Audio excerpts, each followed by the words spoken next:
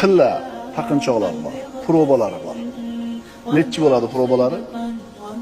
285. Teorat tilla olmaganmisizlar? 583, ha?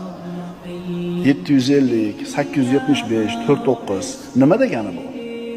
100 grammlik taqinchoq bo'lsa, 583 proba degani 58,3 gramm sof tilla, qolgani shu mis, kumush yoki boshqa shunaqa bir metallar. 49 degani sof tilla degani.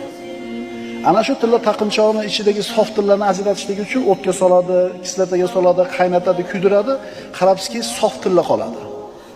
Ana shu qaynashdan, kuyishdan, sinovdan o'tmagan metallar kuyib ketadi. Xuddi shunga o'xshagandek, inson bolasini ham Alloh taolo pokizasini nopokidan ajratishlik uchun imtihon sinovlarga soladi. O'tgani o'tadi, qolgani qoladi.